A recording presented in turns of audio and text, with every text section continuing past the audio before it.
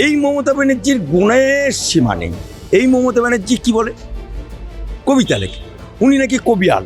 এপাং ওপাং ধাপাং একটা টু শব্দ একটা হাই কই মাইকে লাল দেখাতে পারবে? নো। যত গন্ডগোল আমার বাংলায়। অভিষেক বন্দ্যোপাধ্যায় রাজনীতির পা কখও জানে না। মমতা বাবু তুমি অবস্থানে বসো, জ্ঞানেশ কুমারকে গাল দাও, যা খুশি করো।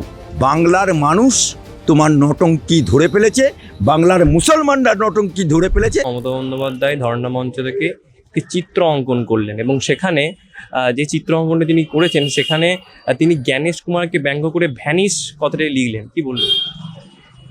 দেখুন, মমতা ব্যানার্জি নটঙ্কির মাস্টার, ড্রামার মাস্টার। মমতা ব্যানার্জির নটঙ্কি দেখতে দেখতে দেখতে দেখতে যখন বিরোধী দল ছিল, উনি বিরোধী নেত্রী ছিল তখন থেকে আর আজকে ক্ষমতায়ন হওয়ার পর পর্যন্ত মানুষ ওনার ড্রামা দেখতে দেখতে দেখতে দেখতে ক্লান্ত ক্লান্ত। মমতা ব্যানার্জি যখন বিরোধী নেত্রী ছিল তখন সংবিধান হাতে করে নিয়ে সংবিধানের মন্দির, যে মন্দিরে আইন প্রণয়ন হয়, যে মন্দির জনগণের মন্দির, যে মন্দিরে উনি এখন বসে, সেই মন্দিরটা ভেঙে চুরমার করে দিয়েছিল। আইনের মন্দিরকে ভেঙে চুরমার করে দিয়েছিল সংবিধান হাতে করে।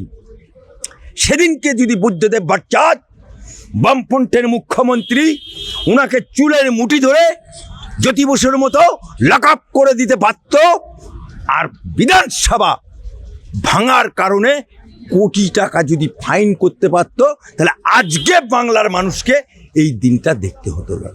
তাই আজকে এই মমতা ব্যানার্জির গুণের সীমা নেই, গুণের সীমা নেই। এই মমতা ব্যানার্জি কি বলে?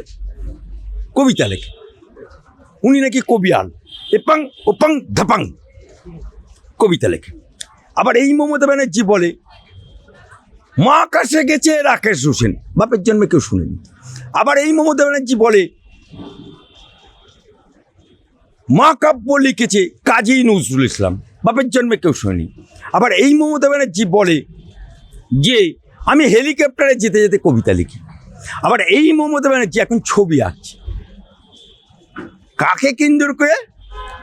জ্ঞানেশ কুমার, তার ছবি আঁকে এবং রাস্তায় বসে। আপনি বলুন তো, বাংলার মানুষকে আমি জিজ্ঞেস করছি, মমতা ব্যানার্জিকে জিজ্ঞেস করছি, মমতা আপাকে জিজ্ঞেস করছি, মমতা খালাকে জিজ্ঞেস করছি, মমতা বাবুকে জিজ্ঞেস করছি, 12টা রাজ্যে এসআর হচ্ছে, তাহলে 11টা রাজ্য এসআর হয়েছে।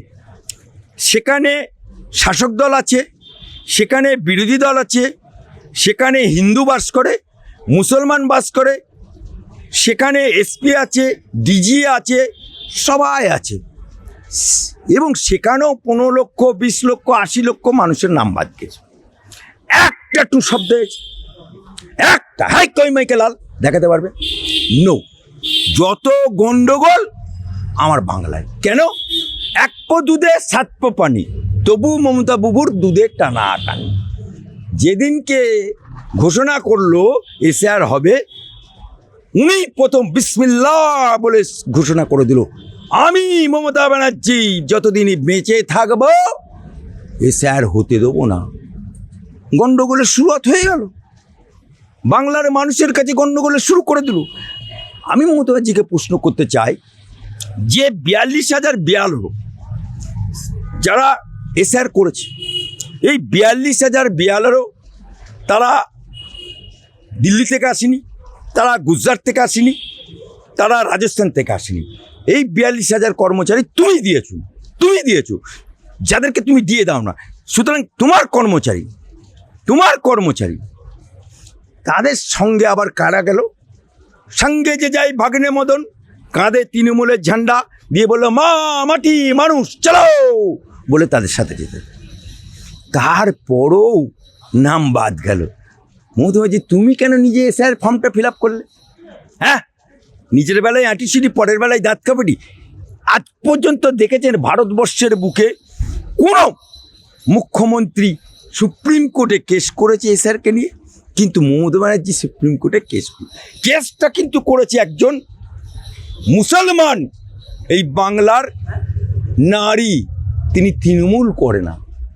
আর উনি তার কেসটাতে উনি কেস করেননি, তার কেসেতে মাছের তেলে মাছ ভাজতে গিয়ে বলে মেলট প্লিজ প্লিজ মাই কালা কোট পরে দাও প্লিজ মেলট 5 মিনিটস কালো কোট পরে তুমি মেলট 5 মিনিটস করলে রেকর্ডে তোমার নামটা দেখাতে পারবে? হ্যাঁ কইতে মাইকেলাল তুমি ওখানকার অ্যাডভোকেট রেকর্ডে নাম দেখাতে পারবে? নো। তাহলে তুমি প্লিজ মেলট 5 মিনিটস কালো কোট পরে দাঁড়ালে কেন? কারণ উনি ওনার তৃণমূলের কর্মীদের চারানা আটানা আর এই কুণাল ঘোষ ছিনাল ঘোষ এরা যাতে বলতে পারে দেখো আমাদের মমতা ব্যানার্জি কত দরদি বাংলা, যে উনি কালো কোট পরে দাঁড়িয়ে গেল। আজকে মমতা ব্যানার্জিকে বসতে হচ্ছে মেট্রো চ্যানেলে। ধর্নায় বসে কে? বিরোধী দল। উনিও বিরোধী থাকাকালীন ধর্নায় বসেছিলেন, পেছনে কালো পর্দা, অনশন, সিঙ্গুর আন্দোলনকে। पर्दा का पीछे क्या है, पर्दा का पीछे ममता बुबू सैंडविच खाता है, ममता बुबू क्या खाता है, जूस पीता है। और दिनेर बेलाय पर्दा कालो पर्दा उठ जाता है। तारीख 22 দিন 23 দিন 24 দিন এই ছিল অনশন। সঙ্গে কে ছিল? সোনালী গুহ। সব পর্দা ফাঁস করে দিয়েছে। আজকে মমতা ব্যানার্জি অবস্থানে বসছে। মমতা বাবু তুমি অবস্থানে বসো, জ্ঞানেশ কুমারকে গাল দাও, যা খুশি করো। বাংলার মানুষ তোমার নটঙ্কি ধরে ফেলেছে, বাংলার মুসলমানরা নটঙ্কি ধরে ফেলেছে। এই তুমি না বলেছিলে মুসলমানদের উদ্দেশ্যে ওয়াকফ আন্দোलन जो करेगा दिल्ली चला जाओ, यहाँ मैं हूं ना। ওয়াকফ আন্দোলন তুমি বন্ধ করে দিলে মুসলমানদের।